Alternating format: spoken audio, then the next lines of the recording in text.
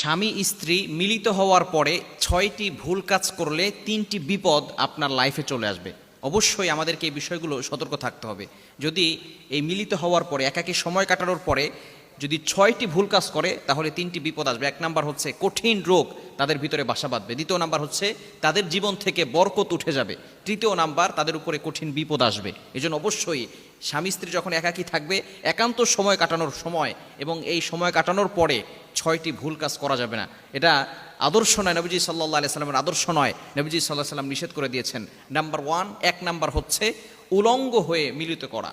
বিশেষ করে স্বামী স্ত্রীরা যখন একসাথে থাকবে একান্ত সময় কাটাবে উলঙ্গ হয়ে মিলিত হওয়া যাবে না। এটা ইসলাম সাপোর্ট করে না। কেননা ভালো করে বুঝে রাখেন, আমরা অনেক সময় এটাকে কিছু মনে করি না। কেননা আমাদের আশেপাশে কিন্তু অনেক দুষ্ট জিন আছে, অনেক শয়তান আছে, যেগুলো আমাদেরকে সবসময় দেখে। যে যদিও তারা আমাদের কাছ থেকে অদৃশ্য, আমরা দেখতে পারি না, কিন্তু তারা আমাদেরকে দেখছে।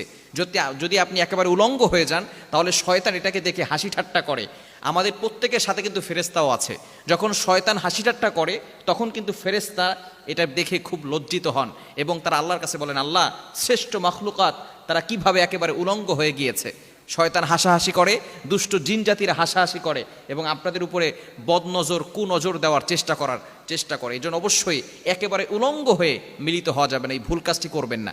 ২য় নাম্বার হচ্ছে খুবই গুরুত্বপূর্ণ বিষয়, আমরা যখনই মিলিত হব তখন দোয়া না পড়ে স্বামী স্ত্রী মিলিত হব না, বিসমিল্লাহ পড়ে তারপর আমরা মিলিত হওয়ার চেষ্টা করব। কেননা বুখারী শরীফের ভিতরে হাদিস এসেছে 1141 নম্বর হাদিস, 141 নম্বর হাদিসের ভিতরে এসেছে, নবীজি সাল্লাল্লাহু আলাইহি সাল্লাম জানিয়ে দিয়েছেন যখন তোমরা মিলিত হবে তখন অবশ্যই একটি দোয়া পড়ে বিসমিল্লাহি আল্লাহুম্মা জান্নিবিনা শাইতান ওয়া জান্নিবিশ শাইতানা মা রাযাকতানা, এটা পড়ে গেলে তাহলে শয়তান সেখানে বদনজর কুনজর দিতে পারবে না এবং স্বামী স্ত্রীর মাধ্যমে যে সন্তান দুনিয়াতে আসবে এই সন্তান হবে আদর্শ সন্তান।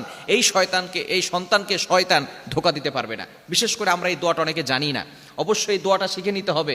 বিসমিল্লাহি আল্লাহুম্মা জান্নিবিনা শাইতান ওয়া জান্নিবিশ শাইতানা মা রাযাকতানা, এটা বুখারী শরীফের 141 নম্বর হাদিসের ভিতর রয়েছে। নবীজি সাল্লাল্লাহু আলাইহি ওয়াসাল্লাম চমৎকার একটি দোয়া শিখিয়ে দিয়েছেন কিভাবে কি কাজ করলে ভালো হবে। এটা একমাত্র ইসলাম ধর্মের ভিতরে আমাদের নবী আমাদেরকে সব কিছু শিক্ষা দিয়ে গিয়েছেন। বাবা যেভাবে তার সন্তানকে শিক্ষা দেন আমাদের নবী আমাদেরকে শিক্ষা দিয়েছেন। লজ্জা নয়, বিষয়গুলো জানতে হবে। আমরা অনেকে এগুলোকে লজ্জার বিষয় মনে করি, এগুলো না জানার কারণে আমরা অনেক ভুল কাজ করছি, যার কারণে সন্তানগুলো আমাদের কথা শোনে না। সন্তান বড় হয়ে সে কেমন যেন হারাম খেতে চায়, গুনাহের কাজ করতে চায়, বাবা মার কথা শুনতে চায় না। এজন্য অবশ্যই এই দোয়া যদি করে কোনো বাবা মা মিলিত হয় তাহলে তার সন্তানগুলো আদর্শ সন্তান হবে, এই সন্তান বাবা মার অবাধ্য হবে না। এজন্য 1 নাম্বার হচ্ছে একেবারে উলঙ্গ হয়ে কি করা যাবে না, মিলিত হওয়া যাবে না। 2য় নাম্বার দোয়া না পড়ে মিলিত হওয়া যাবে না। 3 নাম্বার হচ্ছে মিলিত হওয়ার পরে তাড়াহুড়া করে গোসল করা যাবে না।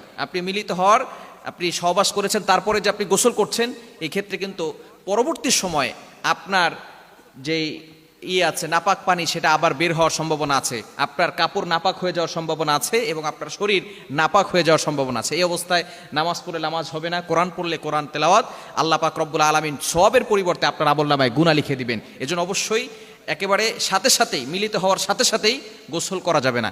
এমনকি যে সময় মিলিত হওয়ার পরে কিন্তু একটু ঘামার কারণে ওই সময় বিজ্ঞান বলছে এই সময় গোসল করার সাথে মানুষের শরীরে বিভিন্ন ধরনের রোগ বাসা বাঁধতে পারে, বিভিন্ন রোগ হওয়ার সম্ভাবনা আছে।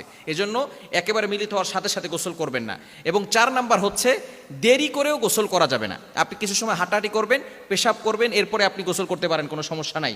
কেননা গোসল যদি দেরিতে করে, অনেক সময় দেখা যাচ্ছে অনেক মানুষ এমন আছে, বিশেষ করে ইয়াং পিপল যারা আছে তারা একেবারে সকাল 10টার সময় গোসল করে, 10টার সময় ফজরের নামাজ মিস করে ফেলে এবং এইভাবে সংসারের কাজগুলো করে। এই জন্য সংসার থেকে বরকত উঠে যায়, সংসারে উন্নতি হয় না, ডেভেলপ হয় না, উন্নতি হয় না, একমাত্র এই কারণে। মিলিত হওয়ার পরে গোসল ফরজ হয়েছে, সে গোসল না করে সংসারে সব কাজবাজ করতেছে। এজন্য অবশ্যই সতর্ক থাকতে হবে, মিলিত হওয়ার পরে এই ভুল কাজ করা যাবে না, আমাদেরকে সতর্ক থাকতে হবে। এবং 4 নাম্বার হচ্ছে যে মিলিত হওয়ার পরে গোসল না করে কোরআন পড়া যাবে না, কোরআন ধরা যাবে না। বর্তমানে এক দল বের হয়েছে, তারা বলে যে গোসল ফরজ হলেও কোরআনও পড়া যাবে, কোরআন ধরা যাবে। হ্যাঁ, দোয়া যদি কোনো থাকে, যেমন আয়াতুল কুরসি আছে, বিভিন্ন দোয়া আছে, কোরআনের আয়াত, সেগুলো পড়া যাবে, তবে কোরআনের আয়াত এটা পড়া যাবে না। এই বিষয়গুলো অবশ্যই সতর্ক থাকতে হবে। এবং 6 নাম্বার যে ভুল কাজটা সেটা হচ্ছে যে মিলিত হওয়ার পরে গোসল না করে মসজিদে ঢোকা যাবে না, মসজিদ অবশ্যই গোসল করে পবিত্র হয়ে তারপরে ঢুকতে হবে।